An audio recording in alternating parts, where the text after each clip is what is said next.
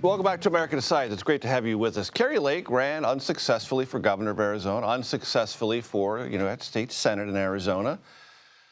Losses like that typically don't endear you to President-elect Trump. Even so, Lake is a contender, apparently a serious contender to be Trump's pick to be ambassador of Mexico. That is according to a new article you can find on Semafor, which also touches on Lake's policy positions and her relationship, fraught though it may be, with President-elect Trump.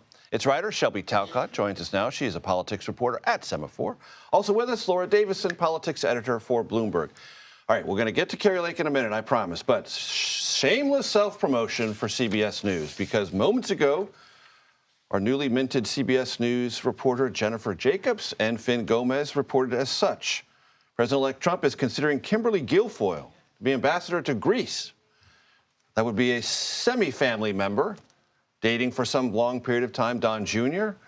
How do we assess these possibilities? Shelby? I think it's not surprising particularly when you look at posts like ambassador positions. And Donald Trump has a history of picking either family members or people close to the family for various positions. So it is not surprising that he might be continuing this tradition in his second term. Laura, politics is a family business, and loyalty within family is a key qualifier, so it appears. Yes, and we've seen, for years, Kimberly Guilfoyle was in sort of the center circle of Trump's orbit. She's now been moved out. You've noticed she hasn't been in some family photos. She hasn't been on stage at some of these things.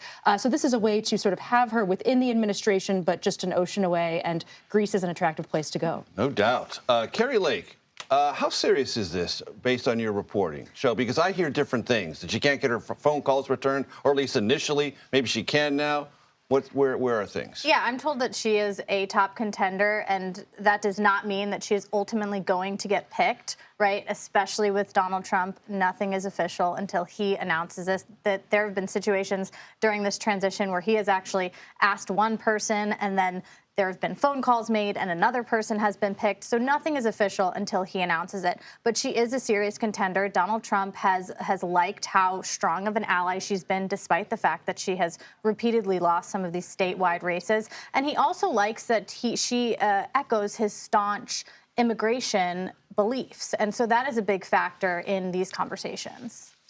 Laura, how do you think the Senate would regard Kari Lake as a potential ambassador to Mexico, in light of something she did in this last campaign, which was secretly record a member of the Republican Party in Arizona and then leak that recording, suggesting it was an attempt to bribe her? That leader of the Arizona Republican Party stepped down. Everyone thought it was within the confines of typical political conversations, edgy, but not a bribe. But what they really remembered is, Kari Lake, what'd you do that for? How can you be trusted? How can someone in a crucial diplomatic post be invested with the kind of trust that comes with that? She certainly does not have a ton of really close allies in the Senate. So that's going to be a challenge. However, there are probably other more embattled picks, Pete Hegseth, for example, who are probably going to get that first line of scrutiny.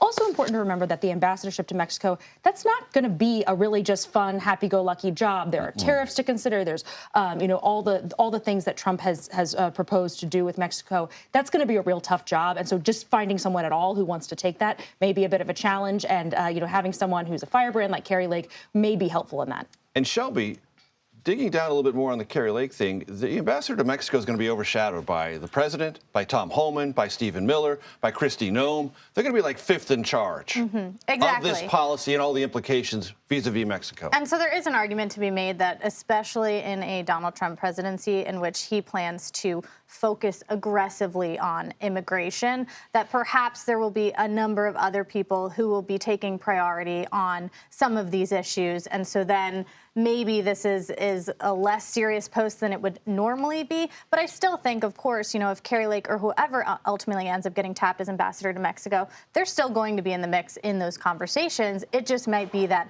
there are a number of other people who are in the mix before her. And I name-check Kristi Noem because she is the nominee to be for Department of Homeland Security. Laura, I want to ask you about something we discussed with Ed O'Keefe earlier. So Pete Hegseth is now recharacterizing his opposition, stated bluntly in a podcast only a little while ago about women in combat roles in the military, now going on Fox and saying, oh, I have tremendous respect for all women warriors in the U.S. military. That feels to me like the Senate shaping this nominee, even though lots of these folks come in and say, well, the Senate's not going to change me. I'm going to be the aggressive Trumper I've always have been. Maybe not. Maybe not. And perhaps one in particular senator may be influencing him, specifically Joni Ernst, who has been sort of the most vocal and sort of, being hesitant about his candidacy. Non-committal, yes. And she's been very concerned both about women's role in the military. Her daughter is in the Army, as well as the role that sexual assault has played in sort of limiting some of women's options there. So this, is clearly, as you see him pivoting, he did yesterday notch a pretty important win. He didn't get her saying, OK, I will vote for you, but she said, I will support him through this process, and I hope for a fair hearing. So that was a really 180 from where we were just a couple days ago. And Trump also coming out and supporting. And Shelby, related to this, Ed O'Keefe brought this up in our earlier conversation. Kash Patel has a conversation with Senator John Cornyn of Texas, and then the reporters ask him, well, what about taking away the FBI headquarters from D.C. or shutting it down entirely? Senator Cornyn says, well, that was conjecture. So again, bold statements before you start working through this confirmation process, things get sanded down at the edges. Yeah, and I think, to put it mildly, I think there's always a push and pull when it comes to these nominees. You say one thing, and then you realize that you can only lose 3 lawmakers in this confirmation process, and so maybe you have to backtrack on a few things, or you have to moderate your opinions. But I actually think Kash Patel is not going to face as difficult of a nomination as some of the other contenders, because when you talk to Republicans, it is not a minority opinion, the belief that Republicans have that the FBI is politicized. And so I think he might have an easier confirmation process than some people believe. Shelby Talcott, Laura Davison, thank you so much, as always, for coming in. Appreciate it.